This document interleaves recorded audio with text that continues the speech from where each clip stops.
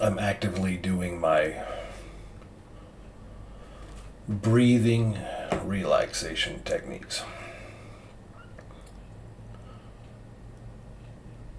Hey girls, June 6th, 2025. I just got back from, well, it's a long story because I haven't told you yet. You know, your CLR wants to claim I'm domestically violent so she can alienate you from me.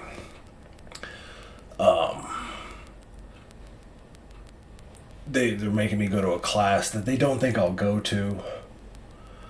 So I just started going to this domestic violence class. It's in a group setting. And I've been to them before. I've done it twice before this. I don't like group settings because I end up like this. Because I pick up on all the other people's emotions. And today there was a guy over here to my right who's not saying a word. But unfortunately for me, and you guys, like I said before, you guys might have this. Unfortunately for me, I'm just picking up all of his, I don't want to say rage, but to me it felt like rage. I could be misinterpreting that. It could be frustration, it could be anger, but it's not a good emotion. What he's exuding, what he's feeling, I can see it. I don't know why, the body language or what, but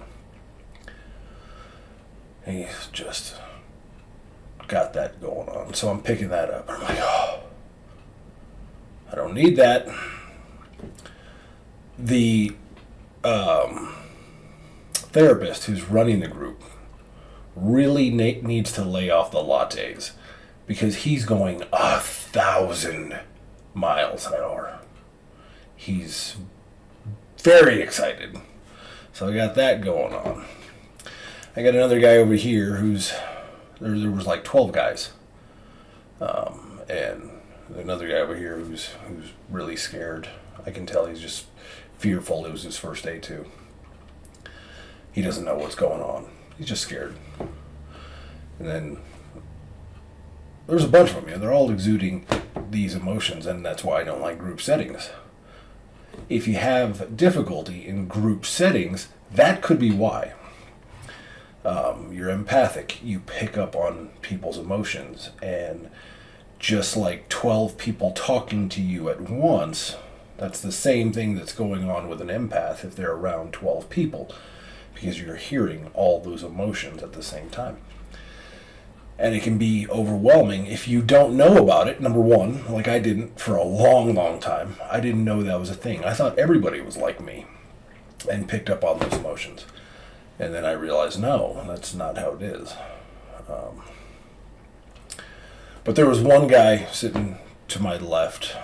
I won't even say his name, not even his first name, but young guy, probably 28 at most.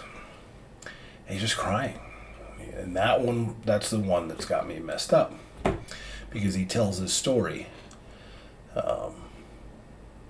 The therapist had asked him, hey, do you want to share? Do you want to talk about what's going on? What's making you so emotional? He's in the exact same boat I am. And there's countless dads out there that are in this boat of not being able to see their kids. And this is a genuinely good person who made some mistakes and now has a very angry, bitter ex who that anger and that bitterness is being perpetuated by people rather than people trying to say, hey, this is not the way to go. There's people who can make money off of that anger and bitterness, and so they perpetuate it.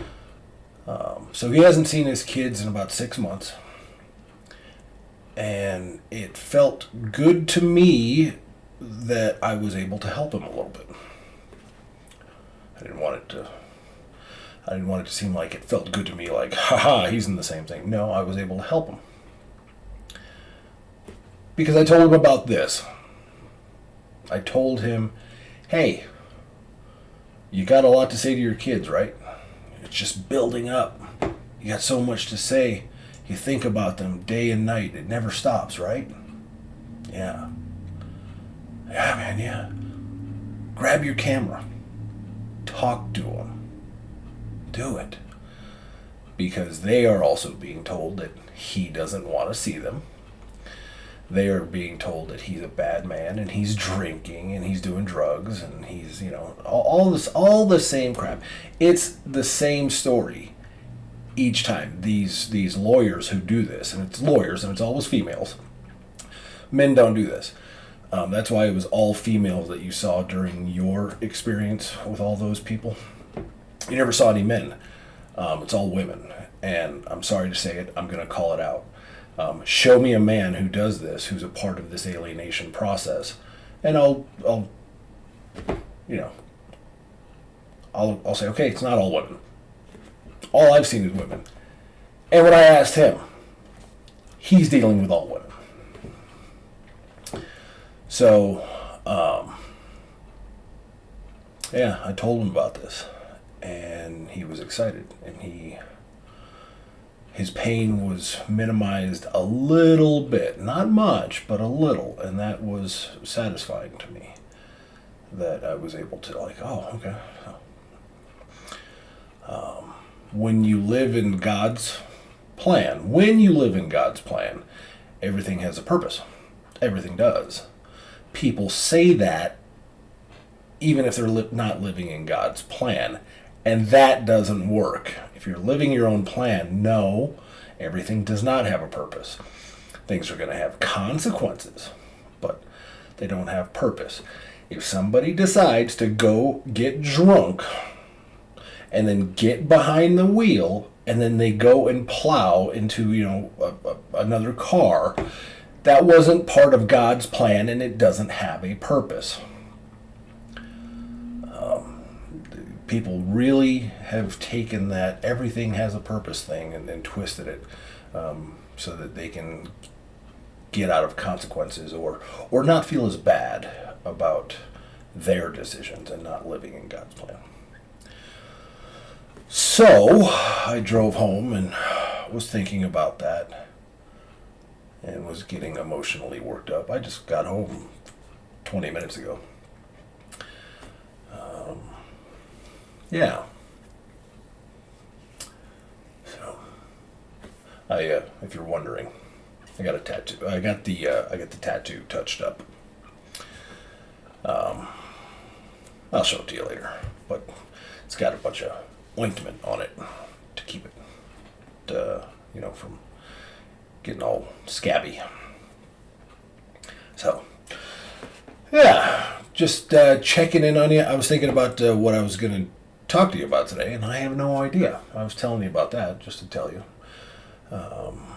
because it doesn't actually matter. Like, I'll take this class, and your CLR will still come up with another reason to not let you see me. That's what she will do. That's why Mom hired her, and that's why your mom's attorney brought her on. They knew what she was going to do. So it doesn't matter that I'm going to take this class. They're going to find something else to say, no, he can't see them. So 4 more years, and then you'll be 18, and then they can't control you anymore and manipulate you and lie to you. What you're seeing right now is the emotion of having talked to that guy, because I talked to him after class, and they're doing the exact same crap to him.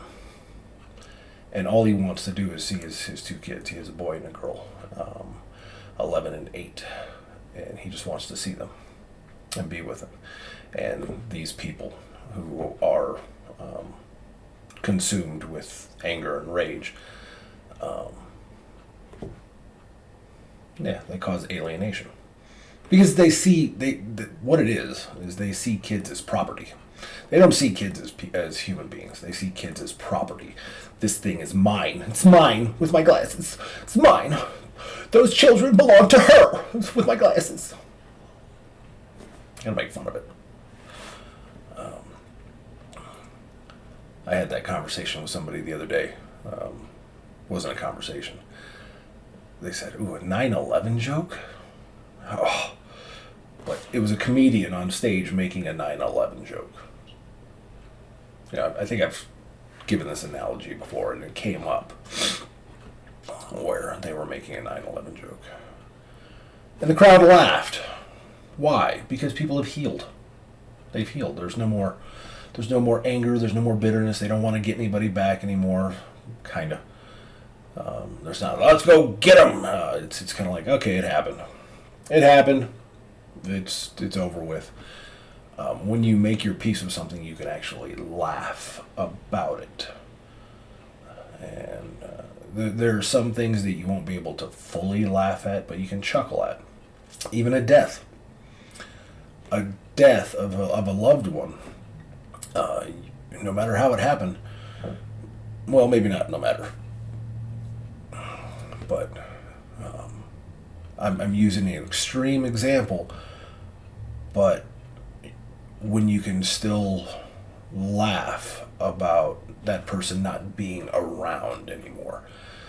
Because when you come to the realization that they are still here, very much so, still here, trust me, when you actually make that realization, you're like, oh shit, well, they're just not here physically. And you can laugh about it.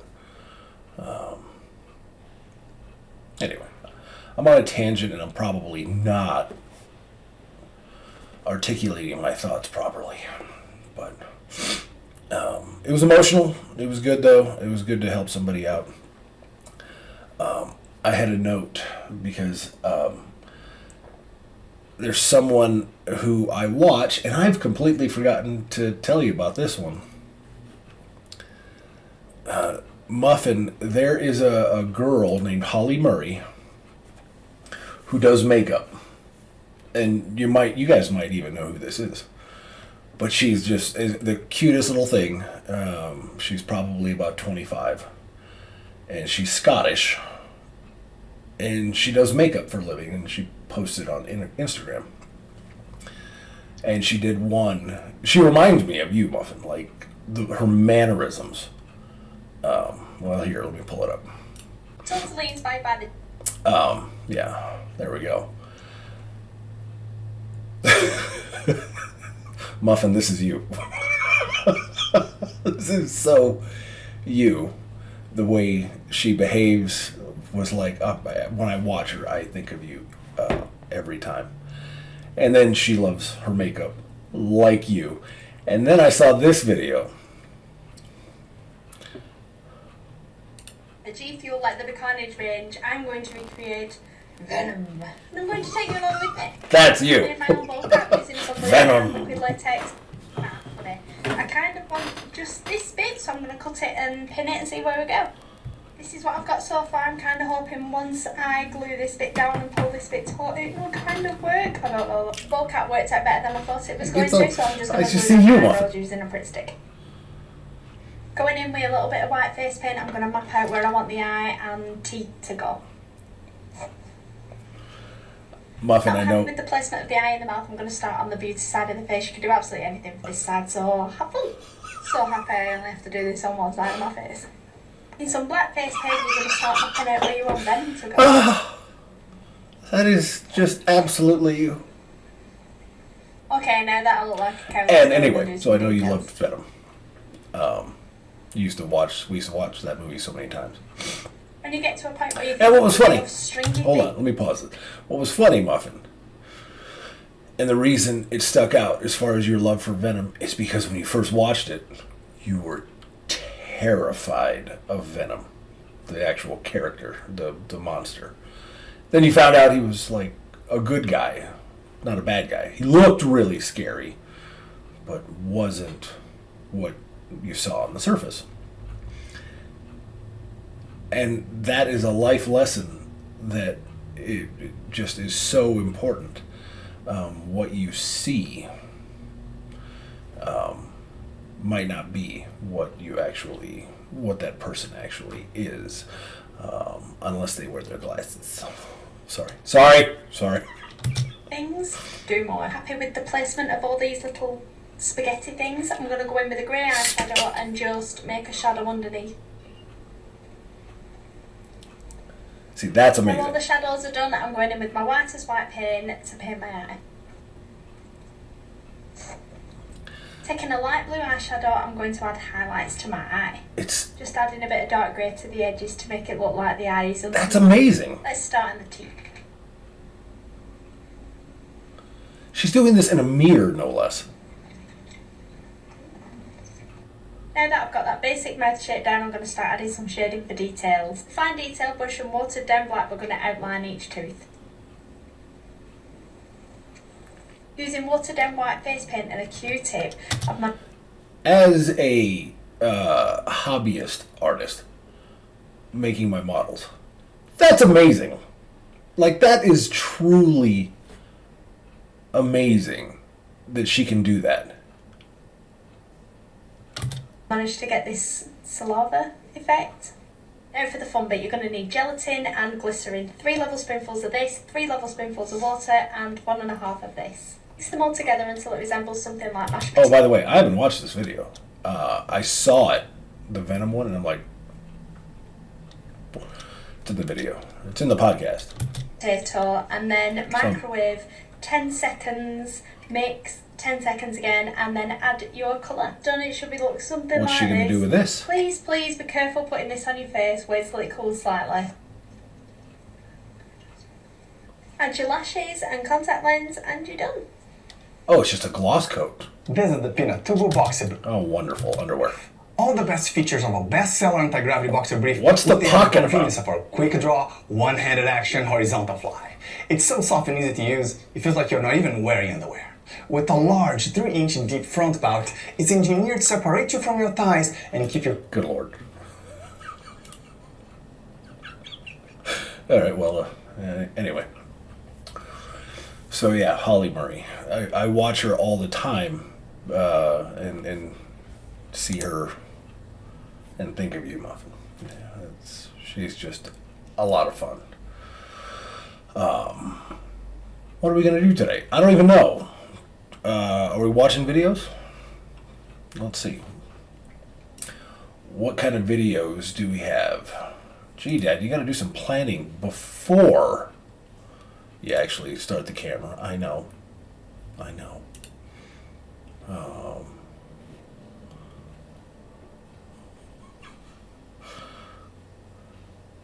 Oh, yeah. This one. How do lobsters grow? I don't care how lobsters grow, but I was interested in it, and it points out that a lobster is a soft, mushy animal that lives inside of a rigid shell. That rigid shell does not expand. Well, how can the lobster grow? Well, as the lobster grows, that shell becomes very confining, and the lobster feels itself under pressure and uncomfortable. It goes under a rock formation to protect itself from predatory fish, casts off the shell, and produces a new one. The stimulus for the lobster to be able to grow is that it feels uncomfortable. Now, if lobsters had doctors, they would never grow. Because as soon as the lobster feels uncomfortable, goes to the doctor, gets a Valium, gets a Percocet, feels fine. Never gets off its shell. So I think that we have to realize that times of stress are also times that are signals for growth. And if we use adversity properly, we can grow through adversity. Yeah, that one, I watched that, and it went back to my video on professionals with their glasses. They always wear their glasses. Sorry. Oh, God almighty. Stop it, Dad. Okay. Because those people will, in order to control you, will keep you in fear. They will keep you in discomfort. They will say to you, no. See, that's an uncomfortable situation, so we're going to keep you away from it. We're not going to make you go through that. That's too uncomfortable. And the problem is, you can't stop people from experiencing discomfort. It's going to happen. Uncomfortability is going to happen. And if you shelter people from experiencing that discomfort, then when the discomfort does come, the kind you can't control, then those people break down. But the professionals know that you, as the uncomfortable person, will turn back to them, and you have to pay them more money because they went to class. Somebody said to me the other day that they take their medication because they need to kill their bad thoughts. I need to take my medication because it kills the bad thoughts in my head. That's what they said. That is so frightening that it's causing me a little bit of distress about this person. Because you cannot kill the bad thoughts. That's there. Those bad thoughts are there. They're in you. You can't kill them. What you need to do is learn to deal with them and even control them. Control the bad thoughts. There will come a time for not just this person, but for anybody who goes down that road of killing the bad thoughts with medication, that the medication won't work anymore. Because you will have to up the medication more and more and more and more and more, and then you are completely subservient to this medication. It is absolutely no different than somebody who drinks alcohol to kill the bad thoughts. I did it. It doesn't work.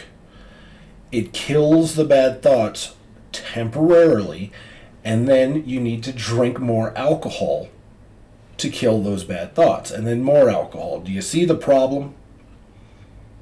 Then you have an alcoholic who's going to turn back to the professional that originally prescribed the drugs, and that professional with their glasses is going to prescribe more drugs or recommend more treatment, make the person feel even more fucked up. Sorry. You as a person have to face it. David Goggins is a proponent of this. When I decided to make a change in my life, what I did is I stopped hanging around the people who were like me.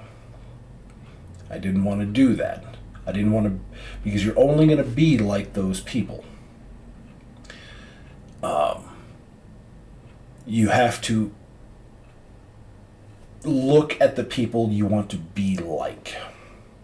I wanted to be like David Goggins.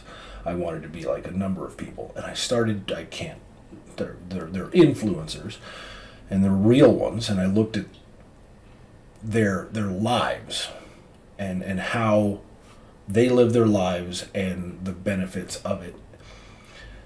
And I looked at their lives and said, yes, that's how I want to be.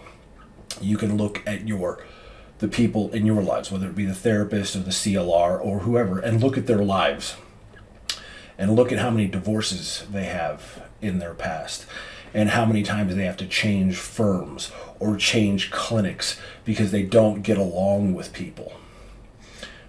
I wouldn't want to be like those people who can't maintain relationships, can't maintain a career, can't get anything done.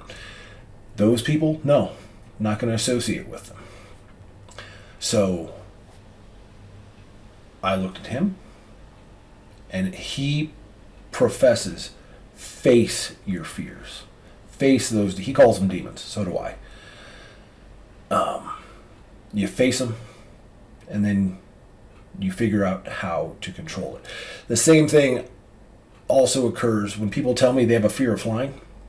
I always recommend they go take flying lessons and learn and face the fear and go headlong into it and say, all right, I'm going to do this. The ones who have taken my advice always come back and say, oh yeah, no, I'm not afraid of flying anymore. In fact, I might become a pilot. Just whack the shit out of my finger.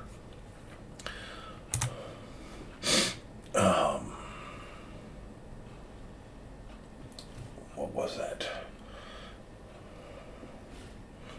Anyway, Dad's ranting pretty good today.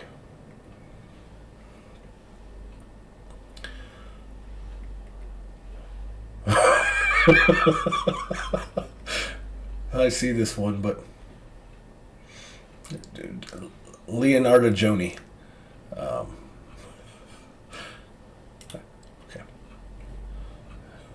And women. She cracks me up. I'm sorry. I'm not even certain if I want to watch this because she is so she's so crass. Sorry. Turn that document into a PDF for me. The gosh darn ads. I might. Yeah. I know that the fact.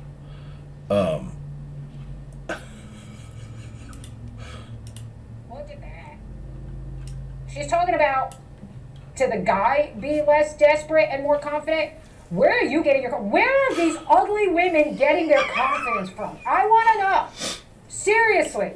Fat women, I know, they get their confidence from black dudes and Puerto Ricans hitting on them. But ugly women, what is it? Is it the Mexicans that are coming in and hitting on you that make you think you're special? Mexicans can't see your face because they can't recognize different faces on white people, just the same way we can't recognize different faces on them. So they just see blonde I've heard hair them say and that, must by be the hot. way. Mexicans. Okay, she says this thing, which is the most ridiculous thing ever. She says, no woman likes to see your heart on every... That's a lie, dude! Now... Okay, too much. But yeah, these women, these angry women, always speak for every other woman out there. But that was going to be the point of that one. Let's go to 9gag. What does 9gag have to offer? It's just funny. Leonardo, she's funny. Oh my gosh. But she says, don't take advice from ugly fat women. That was her thing. Don't take advice from ugly fat women. The ugly fat women are going to be in marriages, if they are in marriages, they're going to be in marriages that are to ugly fat guys, usually losers. And why is this so bright? Oh well, we'll stick with it.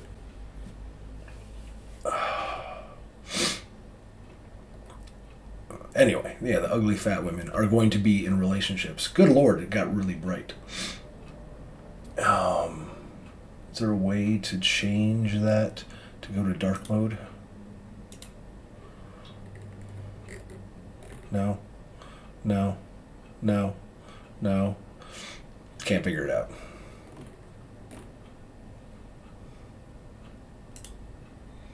How about over here? There we go. Dark mode. Thank you. The camera's in the way. I can't see.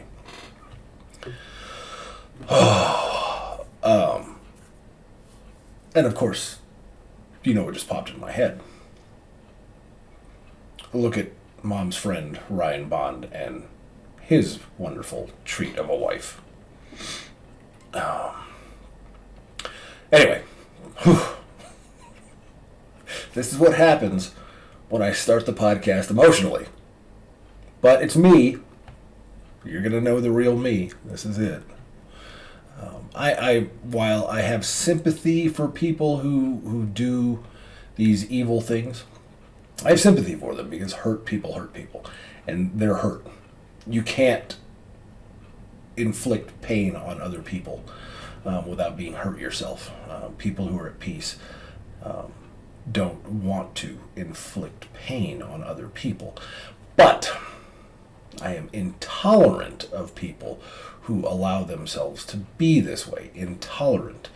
Intolerance can sometimes be seen, be viewed, be perceived as being mean. When you call somebody out, it's no different than if a child does something stupid and the parent goes, "Hey, what the hell are you doing?" Well, that's going to be perceived as, "You're being mean to me. Being mean, but I'm going to get a pair of glasses." No, it's not being mean. It's being intolerant and calling people out. And it's actually love. How do I teach my body that my fight or flight response is supposed to be for life or death situations, not answering an email? Well, you teach your body that. It's actually your mind, because it's not your body. But the same way you go to the gym and teach your muscles that lifting 100 pounds is easy. You start by lifting 10 pounds. And you lift that over and over and over and over. And it's like uncomfortable. And it's going to hurt. And you're going to fail. And the bar is going to fall on you. Are you failing? No. You are getting stronger. If you play a video game and you play a level and you fail and you fail and you fail and you're still not beating that level, and then finally you take all those things you learned from all those failures and you beat the level. Are you a failure? Are you a loser? No. It just took you a long time to succeed. That's it. So, for this person answering emails,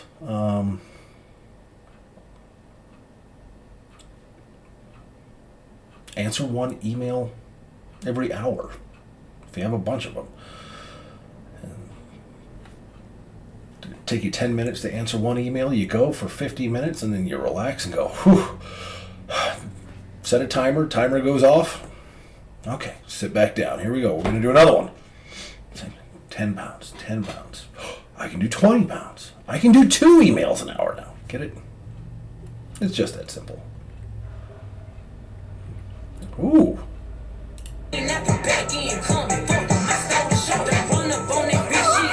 Well, monkey? Oh, monkey, this is you.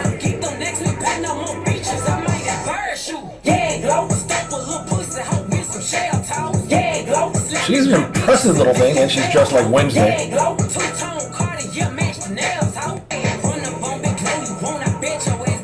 This girl's impressive. Crushing the L pull-ups. The dude in uniform was like, whoa. That's good shit. Yacht encounters pirates. Oh, that's an ad. When you just gotta make it worse, me ready to worsen an already tense situation with some unwanted humor. Oh my god, that's me. One of my defense mechanisms is humor. One of many. Many. But I know what they are, so I can, when they do happen, I can at least acknowledge them. But, yeah, you got this little monkey's about to make it worse. Oh, I've seen this one.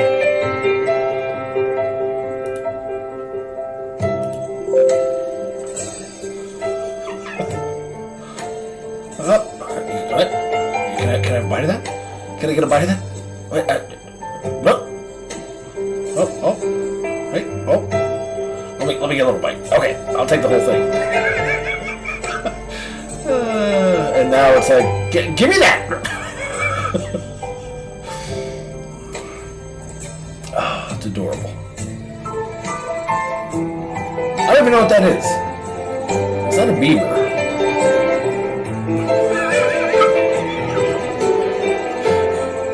That's good shit. Oh, they made a friend.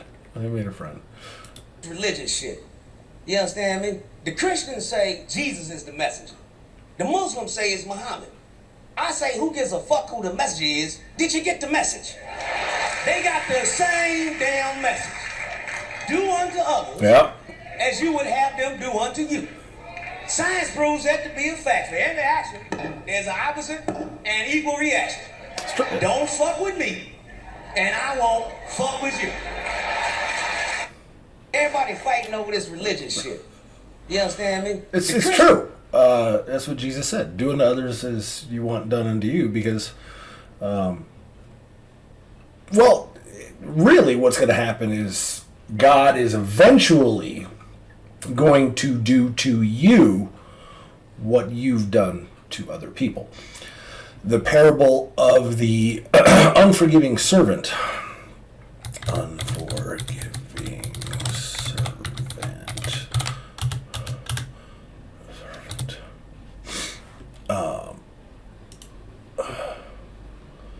Let's see. God's story, the unforgiving servant. Let's see. God's story, The parable of the unforgiving servant. So part of God's story is about a time Jesus taught his disciples how to forgive one another. It goes like this. One day, Jesus was teaching his disciples, and Peter asked how often he should forgive people who have wronged him. Would forgiving someone 7 times be enough? Peter probably thought 7 times was more than enough, because the religious teachers back then said you should forgive others 3 times. Jesus said, I tell you, not 7 times, but 77 times. That's a lot of forgiving. But Jesus didn't mean we should keep track of how many times people wrong us. Thank you. So, to help the disciples understand, Jesus shared a parable with them. A parable is a story that Jesus used to teach something important. You may have... Jesus always simplified things for people because people are stupid. Heard of the parable of the lost sheep or the parable of the prodigal son? Jesus told those stories to help us understand God and follow him better. This parable was about a servant who owed a king 10,000 bags of gold. That's a lot of money. It would be like billions of dollars today, and it would take a long time to pay it back. When you owe something to someone, it's called a debt. And this servant had a large debt to the king. Since this servant couldn't pay the money back, the king ordered him to sell everything he owned, including his entire family, so that he could pay. The servant fell on his knees and begged the king for more time. Servant asked for forgiveness. He promised to pay it all back, but instead of making the servant pay him back, the king forgave his debt. He let the servant go without paying a single cent. That means he didn't owe the king anymore. Right away, this same servant left and went to find a man who owed him some money. So now the king is granted forgiveness to the servant. By the way, a servant is an employee, not like a slave. It's an employee. Less than what he owed the king. The servant saw the man who owed him some money, much less than what he owed the king. So now the servant himself, the employee, has their own person that owes them money. The servant saw the man who owed him money and demanded he pay his debt. But this man didn't have the money to pay. He begged for more time, promised he would pay it back. But instead of forgiving the man, like the king had done for him, the servant imprisoned him until he could pay. When the king discovered that the servant whose debt he had forgiven had not forgiven the debt of someone else, he was furious. He called in the servant and said, I canceled all that debt of yours because you begged me to. Shouldn't you have had mercy on your fellow servant just as I had on you? Then the king had the servant thrown in jail until he could pay back everything he owned.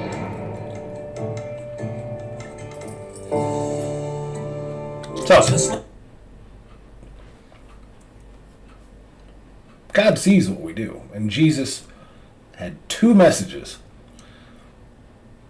Forgive other people. Do unto others as you want done unto you. Because is God going to forgive somebody who isn't forgiving themselves? Are they not forgiving themselves, but forgiving other people? It doesn't mean like you have to go have dinner with this person, but you forgive everybody for anything, and you don't carry that resentment. And if we sit there and go, I'm gonna get that person, I'm gonna teach them a lesson. Well, what did that servant do? I'm gonna teach this guy a lesson. Oh, are you? Well, we're gonna go ahead and have that done to you now. And the exact same thing happened to him. Every religion professes this. I'm not too certain about where the other religions get it from, but like karma, stuff like that. It all says the same thing, somehow. Anyway, yeah. So do unto others. Do unto others as you want done unto you. Love one another as I have loved you. God, Jesus forgave everyone. advanced. Would you So you're disagree saying we're with that? superior to Australian Aboriginals? That's Oh quite God! the Oh, hold opposite. on. Okay. What do you see? Big, freaking ridiculous glasses. I know who the pain in the ass in this video is. God Almighty! Do I even want to watch this? She's a wretched pain in the ass. I can already tell. Necessary. Um, You think it's necessary? I'm a bit stunned by what you're implying. No, you're acting in a kind of passive-aggressive way, which indicates that you're not I happy about... genuinely am being 100% authentic. My visceral reaction Yeah. to a white man sitting and saying to A me, white man. and why were we able So she's a to racist? genocide on them, and then just pausing, Yes. is very visceral Well, to me. let's go back. First of all, it's interesting that you brought up my skin color because Yeah. I thought that was the exact opposite of what the point you're trying to make in the book. Yeah. I'm saying we were technologically more advanced. Would you So you're disagree saying we're with that? superior to Australian Aboriginals? That's quite the opposite of what I'm saying. I'm not saying we were superior. I'm saying we were technologically more advanced. So how is that the opposite? Superior implies a moral quality. I'm not making any moral implication. You seem to be, but Okay. what I'm saying. She's looking for Because that's reasons to what- become upset. No. Again, you're very intelligent. This woman is looking for reasons to be upset because she thrives, because she's gotten what she wants in the past from being upset. I don't know what they're discussing, Australian Aboriginals. He said we were technologically more superior, technologically advanced. She took that, and whatever. She's a pain in the ass. Big cats. What are you doing? You're so beautiful, man. Look at that beautiful girls. Big cat. I guess that's the spot, huh? You can do I this. guess that's the Those are spot. killers. You can do this under two circumstances.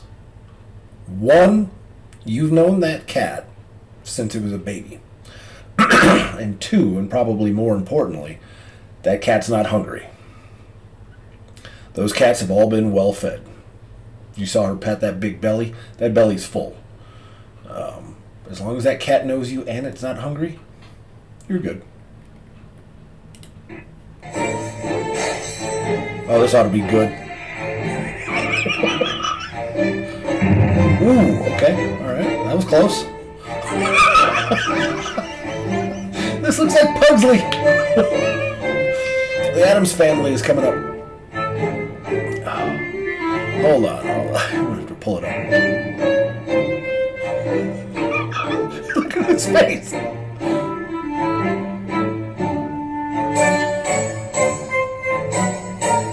Oh, no.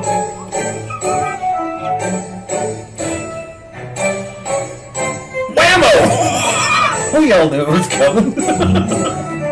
Oh, shit. Yeah. This is straight out of the Addams Family. Do you guys remember when we dressed up as the Addams Family? Let's see. Measures. Halloween. Which one? I think it was this one. Yeah. Oops. Come on. There it is. Oh, it was good times. And then there was Wednesday. Muffin, your cousin It. That's good times. But we didn't have a Pugsley. We should have made Apollo be Pugsley. Anyway. Okay, we're 45 minutes in. We'll go ahead and call it quits. Anything good? No. Last one, let's see.